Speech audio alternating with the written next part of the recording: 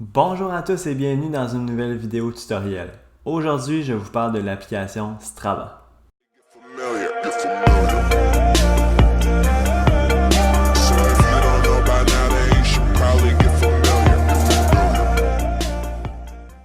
Alors d'abord, juste avant de commencer, vous vous demandez sûrement pourquoi je porte un chandail de vélo même si je suis à l'intérieur. C'est parce que je porte mon chandail du Rouler pour vaincre la SLA, qui est un événement de cyclistes pour ramasser des fonds pour la fondation SLA Québec.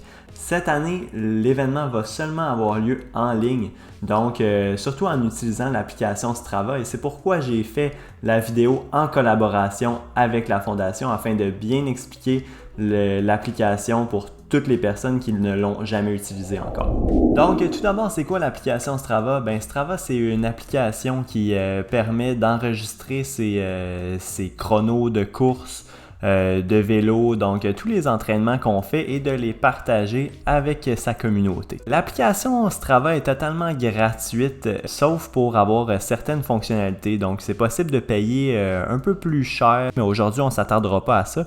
On va seulement regarder la base de l'application, donc tout ce qui est gratuit. Donc aujourd'hui ensemble, on va faire le tour du site internet de Strava. Donc l'application est disponible sur le site internet strava.com, mais c'est aussi disponible via mobile, donc des applications soit sur iPhone, iPad ou tout ce qui est Android. Vous pouvez aussi avoir toutes ces fonctionnalités-là que je vais vous montrer aujourd'hui sur votre appareil mobile. Donc voici la page d'accueil du site, donc sur strava.com. Vous avez soit le choix de vous inscrire ici, donc vous pouvez vous inscrire en utilisant soit Facebook, Google, Apple ou encore de rentrer votre courriel. Ou si vous avez déjà un compte, vous cliquez sur se connecter.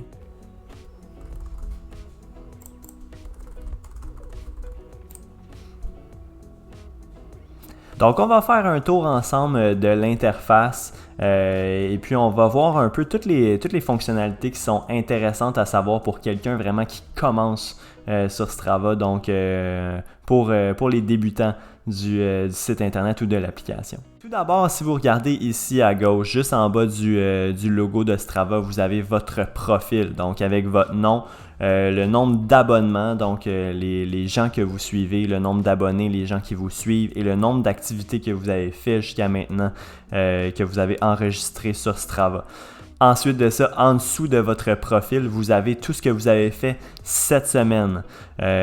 Donc, vous avez ce que vous avez fait en vélo, en course à pied ou en natation. Vous l'avez en kilomètres et en heures également. Au milieu de l'interface, vous avez votre fil d'actualité.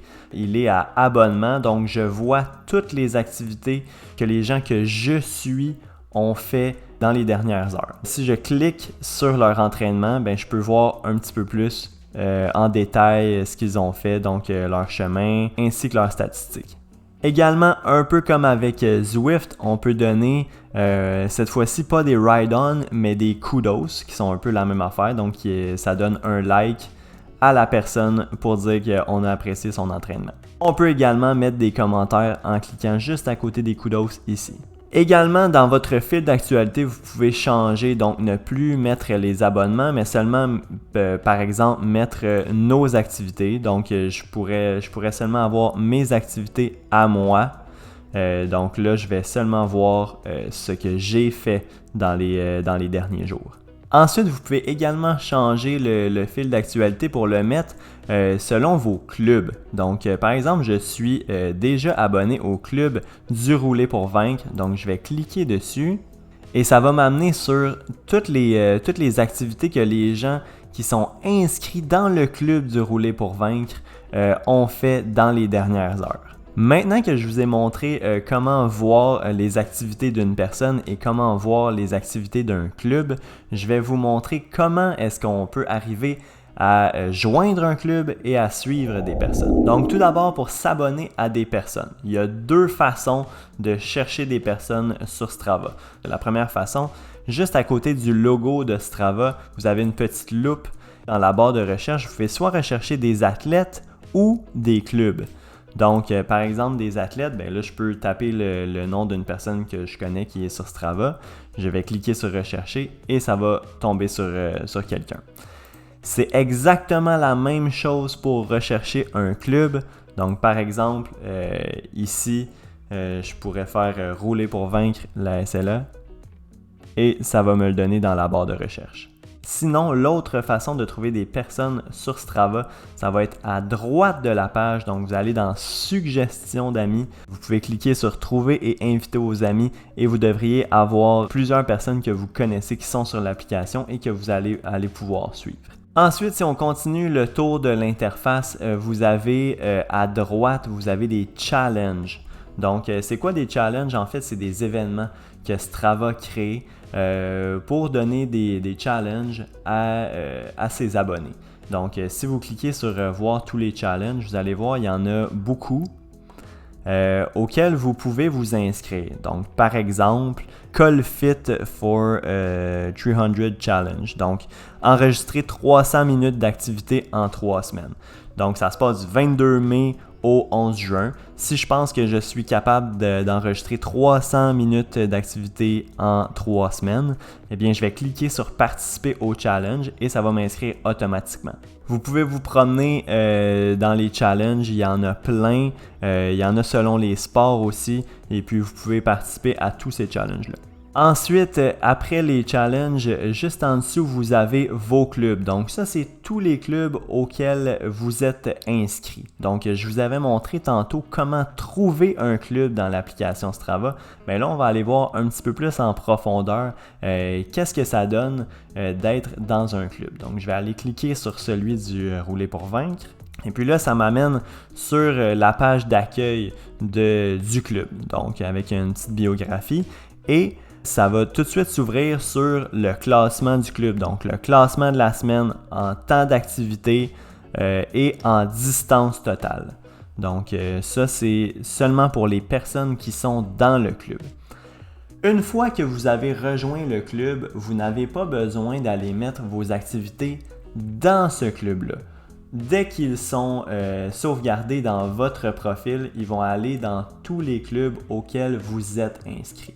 Donc ensuite, dans un club, qu'est-ce que vous avez d'autre? Bien, vous avez les activités récentes, un peu le fil d'actualité des gens qui sont dans le club, donc toutes les personnes qui ont fait des entraînements. Ensuite, vous avez membres, donc vous pouvez voir qui est-ce qui fait partie du club. Et vous avez également l'onglet Publications. Donc l'onglet Publications, il va servir à rejoindre les personnes du club tous en même temps. Donc, par exemple, si je fais créer une publication et que j'ajoute un titre, si je veux offrir de faire une ride de groupe dans le coin de Montréal avec tous les gens qui font partie du club du Rouler pour vaincre, ben, je pourrais l'appeler ride de vélo samedi matin. Et puis là, je vais écrire les informations. Donc, par exemple, ride de vélo à 9h samedi matin, qui ça lui tente. Je peux rajouter des photos et ensuite de ça, je clique sur Publier. Une fois que je vais avoir cliqué sur Publier, eh bien, il va être disponible pour tout le monde dans les publications du groupe. Et ensuite de ça, bien, tout le monde va pouvoir le voir et également répondre ou liker notre publication. Finalement, on termine par ce qui est probablement le plus important sur l'application Strava. Donc, comment est-ce qu'on fait pour télécharger nos activités qu'on a fait, donc nos entraînements sur l'application de Strava? Donc, il y a 2 façons de le faire. La première façon, qui est probablement la plus simple, c'est si on a un capteur intelligent. Donc, soit une montre GPS pour courir ou un ordinateur de vélo ou tout ce qui capte le GPS et les statistiques de ton entraînement, eh bien, tu vas pouvoir ajouter tous tes entraînements dans l'application de Strava. Donc, comment on fait? On va aller sur le petit plus juste à côté du profil, on va aller cliquer sur « Télécharger une activité ». Là, vous allez avoir la marche à suivre sur peu importe c'est quoi votre capteur intelligent. Donc, par exemple, si vous avez une montre Garmin, bien, vous cliquez sur « Commencer » et puis ça va vous donner la marche à suivre pour synchroniser vos entraînements de votre application Garmin pour l'amener également sur Strava et les synchroniser automatiquement.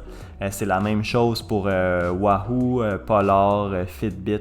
Donc, peu importe ce que vous avez comme appareil, vous pouvez les synchroniser ensemble, donc en cliquant sur télécharger une activité. Je ne peux pas les regarder tous avec vous parce qu'ils ont toutes des marches à suivre différentes, donc dépendamment de l'application, mais vous cliquez sur commencer et ça va vous donner la marche à suivre. Ensuite, la deuxième façon, si vous n'avez pas de capteur intelligent, vous pouvez quand même ajouter vos activités à l'application Strava. Donc, comment on fait ça?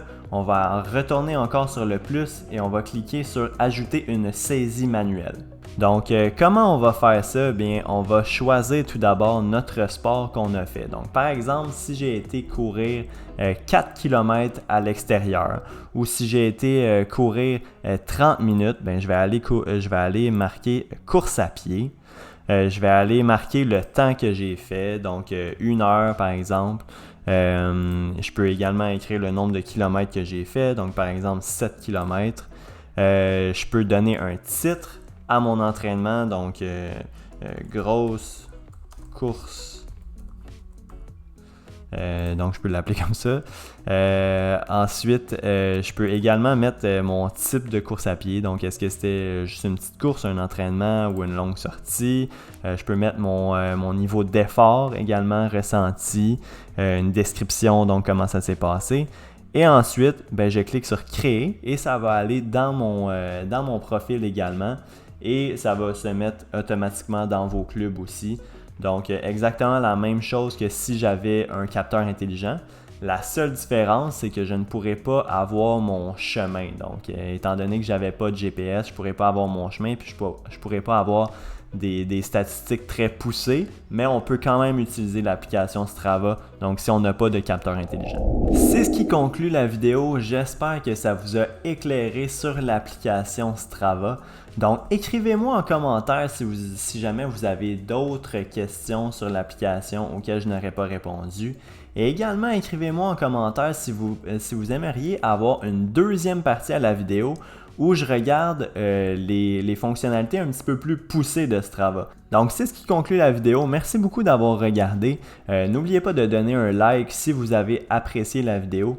Et également, abonnez-vous à ma chaîne. J'ai plein de vidéos tutoriels, non seulement sur Strava, mais sur d'autres applications d'entraînement et d'autres vidéos également sur le vélo, la course à pied. Donc, merci beaucoup de vous abonner et on se revoit bientôt pour une prochaine vidéo. Bye bye!